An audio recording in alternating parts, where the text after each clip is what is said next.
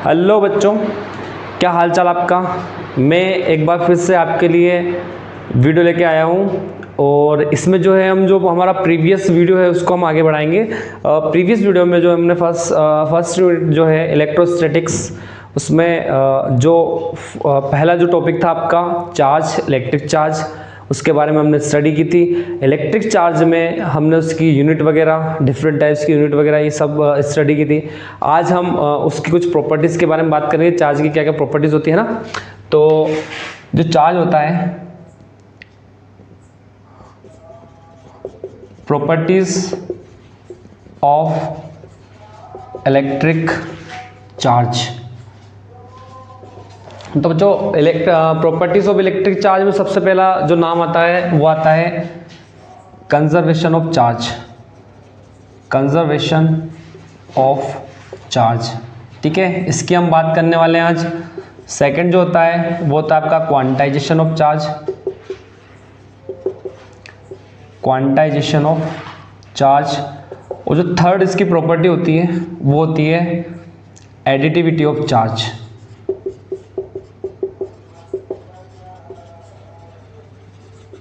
ठीक है, देखिए बच्चों, ऐसा नहीं है किसी भी तीन ही प्रॉपर्टी होती है, लेकिन मेन इसकी तीन प्रॉपर्टी होती है ना। मेनली अगर हम बात करें तो इसकी तीन प्रॉपर्टी होती है, conservation of charge, quantization of charge और एडिटिविटी ऑफ चार्ज। इसके अलावा भी और कुछ बेसिक प्रॉपर्टीज होती है जो हम स्टडी करेंगे, लेकिन पहले हम इन तीनों के बारे में आज इस वीडियो में बात करते हैं। इसके जो नोट्स है वो आपको लास्ट में, वीडियो के लास्ट में मिल जाएंगे। सबसे पहले हम पहले वाले पॉइंट के बारे में डिस्कस कर लेते हैं, कंजर्वेशन ऑफ चार्ज। तो कंजर्वेशन ऑफ चार्ज ये बताता है कि जिस तरह से एनर्जी का कंजर्वेशन आप पढ़ते हैं, conservation of energy, conservation of total energy, conservation of mechanical energy, conservation of kinetic energy, जितनी भी टाइप की एनर्जी होती है सब कंजर्व रहती है। Energy nether be created nor be destroyed, ये हम हर बार पढ़ते आ रहे हैं। तो चार्ज भी जो होता है वो nether be created nor be destroyed, उसी प्रॉपर्टी को फॉलो करता है। तो होता क्या है कि जब दो बॉडी को हम इस तरह से रबिंग करते हैं तो रबिंग करने पे एक में से फ्री इलेक्ट्रॉन निकलते हैं और दूसरे के पास चले जाते हैं। तो देखो, इलेक्ट्रॉन्स का ट्रांसफर जरूर होता है, लेकिन अगर इलेक्ट्रॉन इस मार्कर पर, इसके कैप में से मान लो दो इलेक्ट्रॉन निकल के मार्कर के पास आ गए, तो इसके पास इलेक्ट्रॉन ज़्यादा हो जाएंगे, उसके पास इलेक्ट्रॉन कम हो जाएंगे, है ना, लैक ऑफ इलेक्ट्रॉन्स हो जाएगा। ठीक है, इसके पास मोर इलेक्ट्रॉन्स हो जाएंगे। तो जब इसके पास ज़्यादा इलेक्ट्रॉन्स है तो ये नेगेटिवली चार्ज हो जाएगा, और इसके इलेक्ट्रॉन इसमें से निकल के चले गए तो ये क्या हो जाएगा, पॉजिटिवली चार्ज हो जाएगा।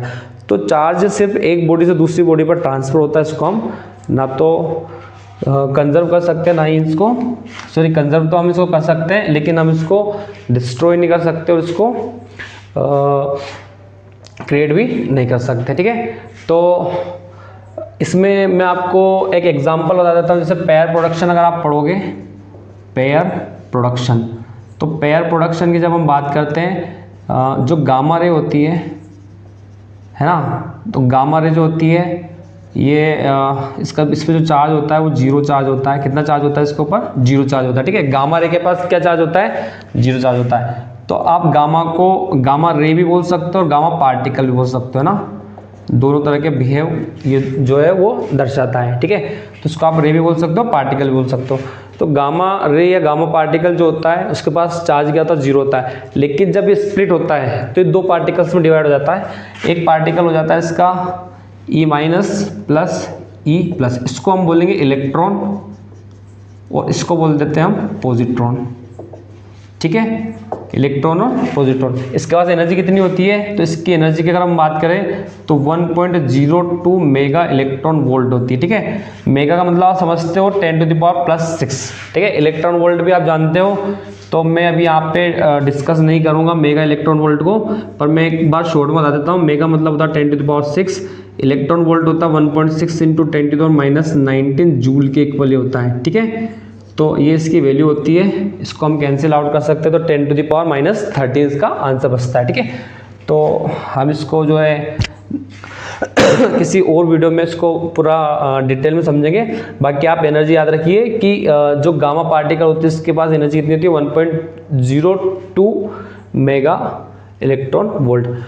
तो यहाँ पे हम बात कर रहे थे कि जो पेयर प्रोडक्शन होता है, पेयर प्रोडक्शन में जो गामा पार्टिकल होता है जब वो स्प्लिट होता है तो दो पार्टिकल्स में डिवाइड हो जाता है।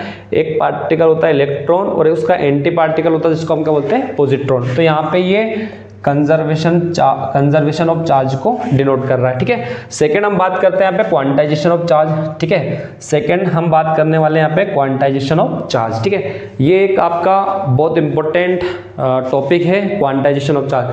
जो चार्ज होता है हमारे नेचर में जो चार्ज एग्जिस्ट करता है, सबसे स्मॉलेस्ट, सबसे यूनिट जो चार्ज होता है वो होता है आपका इलेक्ट्रॉन के ऊपर जो चार्ज होता है, यानी कि 1.6 इंटू 10⁻⁻19 कूलम, ठीक है। इलेक्ट्रॉन के ऊपर जो चार्ज होता है -1.6 इंटू 10⁻⁻19 कूलम होता है। प्रोटॉन के ऊपर प्लस जो चार्ज होता है वो भी यही होता है आपका, लेकिन वो पॉजिटिव होता है, पॉजिटिव 1.6 इंटू 10⁻⁻19 कूलम, ठीक है।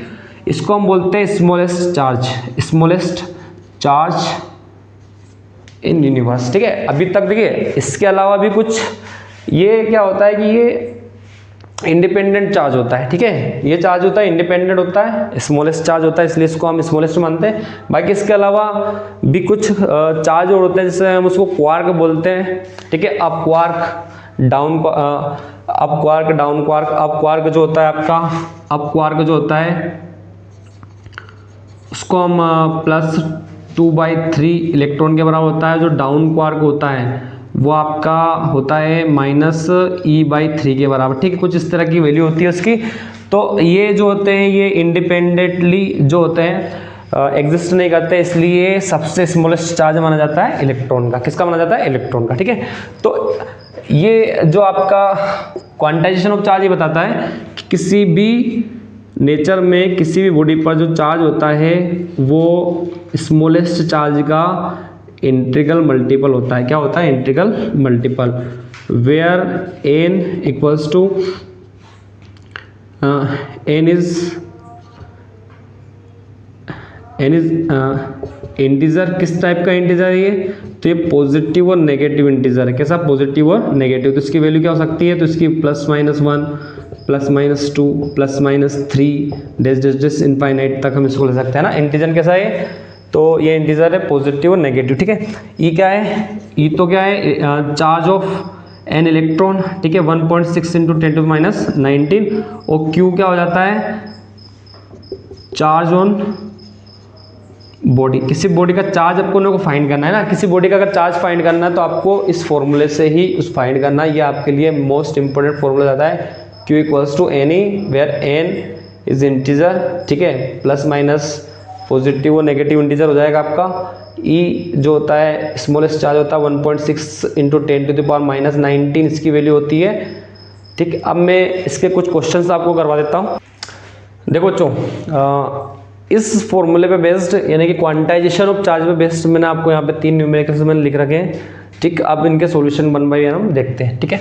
देखिए सबसे पहला न्यूमेरिकल है आपका, in a substance there is lack of 100 electrons, है ना। कोई सब्सटेंस है उसके पास 100 इलेक्ट्रॉन्स की कमी है, लैक ऑफ 100 इलेक्ट्रॉन्स, ठीक है। State quantity any type of charge on it, है ना। स्टेट क्वांटिटी एंड आ जाएगा यहाँ पे, ठीक है।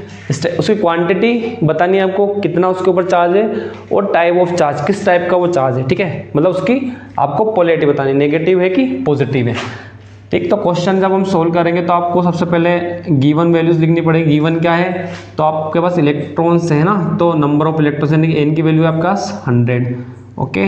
आपको क्यू की वैल्यू फाइंड करनी है, क्वेश्चन मार्क हो गया।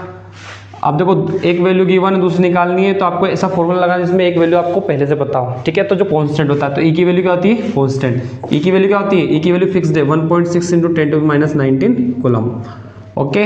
फॉर्मूला यूज करेंगे आप क्वांटाइजेशन ऑफ चार्ज। यहाँ पे आप क्वेश्चन पढ़ेंगे तो आपको क्वांटाइजेशन ऑफ चार्ज ही लगाना पड़ेगा, ठीक है। तो क्वांटाइजेशन ऑफ चार्ज यहाँ पे लगाओगे तो Q equals to n e, q की वैल्यू निकालनी है, एन की वैल्यू है 100 इंटू यहाँ पे 1.6 इंटू 10⁻⁹। जैसे आप इसको सोल्व करेंगे तो इसको 10⁻² लिख देंगे, 1.6 इंटू 10⁻⁹।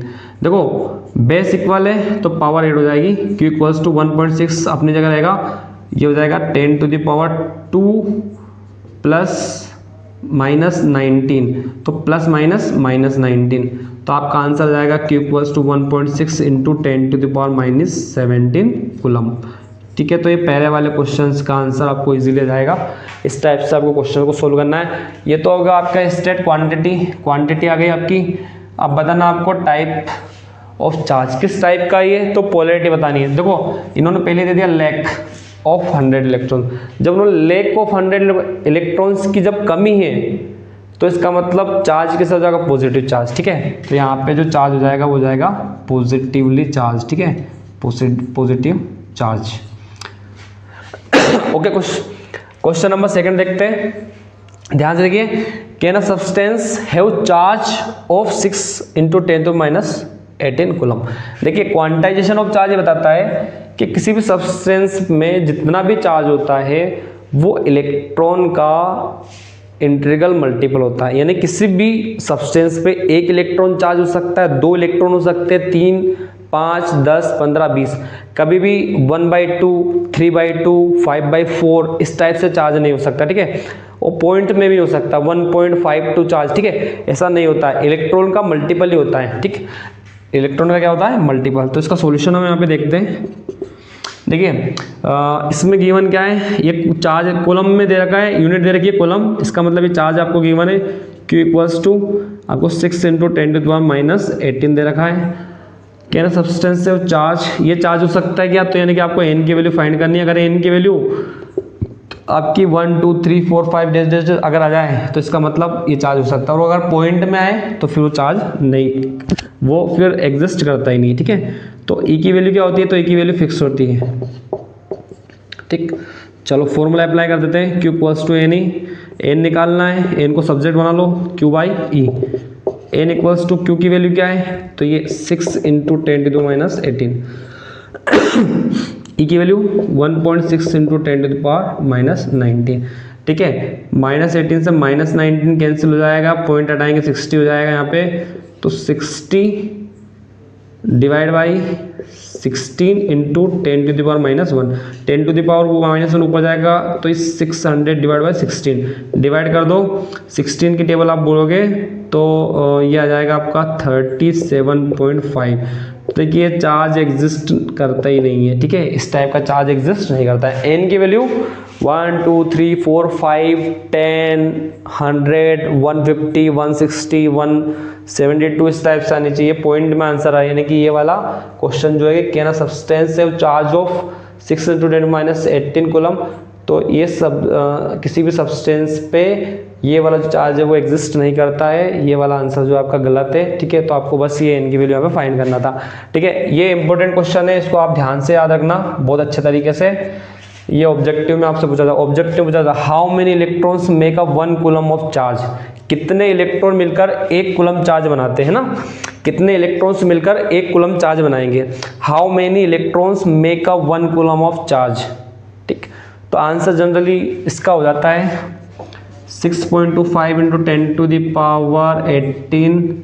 ठीक है, ये इसका आंसर हो जाता है, पर हमको ये फाइंड करना भी आना चाहिए। ठीक है, तो क्वेश्चन में गिवन वैल्यूज देख लो आप, गिवन वैल्यूज क्या है, तो गिवन वैल्यू से 1 कूलम, यानी कि Q की वैल्यू आपको गिवन है 1 कूलम। ठीक है, how many electrons n find करना है। ठीक है, देखिए इस फॉर्मूले में हमेशा ये रहेगा, या तो Q फाइंड करना रहेगा या n फाइंड करना रहेगा ना, या तो आप Q फाइंड करोगे या फिर n फाइंड करोगे, इसके अलावा आपको और कुछ फाइंड करना नहीं। E की वैल्यू तो फिक्स होती है।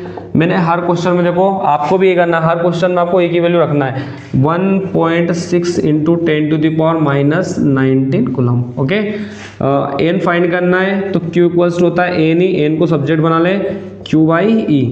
Q की वैल्यू है 1 और E की वैल्यू 1.6 इंटू 10⁻⁻19। सोल्व करने के लिए क्या करना पड़ता है, तो n इक्वल्स टू पॉइंट हटाएंगे 10 हो जाएगा, 10⁻⁻19 डिवाइड में, जब भी आप पावर को न्यूमिनेटर से डिनोमिनेटर, डिनोमिनेटर से न्यूमिनेटर में आते हो तो उसकी पावर का साइन चेंज हो जाता है, नेगेटिव का पॉजिटिव, पॉजिटिव का नेगेटिव। आप इसको ऊपर लेके आओगे 10 टू द पावर पॉजिटिव हो जाएगा 16। अब आपको पता है कि आप 16 का 10 में डिवाइड नहीं कर सकते, इसलिए आप एक जीरो इधर से ले लो, तो n इक्वल्स हो जाएगा 100 इंटू 10⁻18 डिवाइड बाई 16। जब आप इसको डिवाइड करोगे 16 6 जा 96 हो जाएगा, 4 बचेगा तो 40, 16 से फिर डिवाइड करोगे तो यहाँ पे पॉइंट लग के जाएगा 2, फिर बचेगा 8 के ऊपर 0 लगाओगे तो 80 हो जाएगा, 16 5 जा 18, ठीक है, सॉरी 80 और 10⁻18, तो ये आपका आंसर आ जाएगा, ठीक है।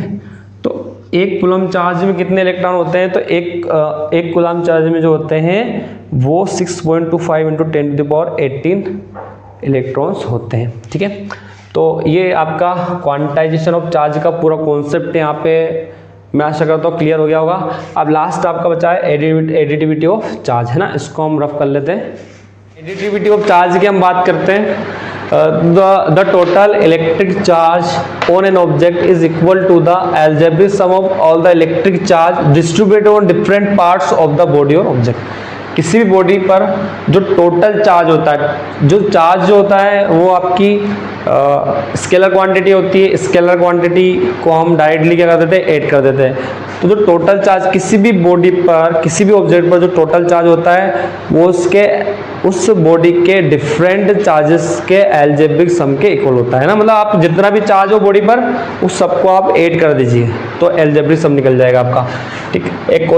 इसका एक एग्जांपल है और ये आप न्यूमेरिकल भी मान सकते हैं। A system consist of charges, एक सिस्टम जो है उसके पास प्लस ई चार्ज है, -3 ई चार्ज है, +5 ई चार्ज है और -7 ई चार्ज है।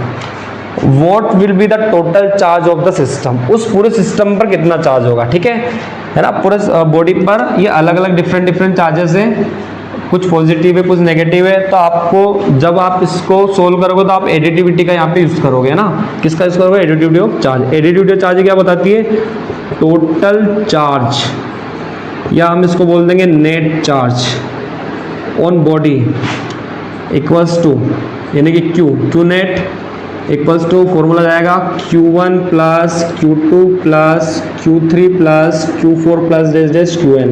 इसका मतलब ये हुआ जो भी चार्ज जो जितना भी दे दे, कितनी दे दे आपको यहाँ पे 10 क्वांटिटीज दे दे, है ना, मतलब अलग अलग आपको डिजिट देते हैं, 5 डिजिट देते हैं, 4 10 20 जितने भी डिजिट देते हैं। आपको करना क्या है, आपको ये करना है कि आप उन सबका एल्जेब्रिक सम कर दीजिए, बस आपका इजीली आंसर हो जाएगा, ठीक है। सबसे सिंपलेस्ट है, सबके बीच में प्लस लगा दीजिए, ठीक है। तो Q net equals to Q1 की वैल्यू प्लस ई, प्लस लगाए यहाँ पे Q2 की वैल्यू -3, फिर प्लस लगाए Q3 की वैल्यू 5e, है ना, और -7e है, Q4 की value -7e। Q net equals हो जाएगा E +-3 + 5e -7e, है ना। यहाँ पे जो सेम साइन वाले उनको जोड़ लो, E और 5e, ये हो जाएगा 6e, -3 -7e -10e। यहाँ पे आंसर जो आपका आ जाएगा वो जाएगा -4e, ठीक है। इस तरीके से ये हो गया आपका एडिटिविटी ऑफ चार्ज, ठीक है। तो बच्चों इस वीडियो में हमने जो है प्रॉपर्टीज ऑफ इलेक्ट्रिक चार्ज पढ़ा, इसके अलावा और भी प्रॉपर्टीज़ है वो हम अगले वीडियो में मैं आपको उसको शेयर करूँगा, ठीक है। इस वीडियो के लिए जय हिंद जय भारत।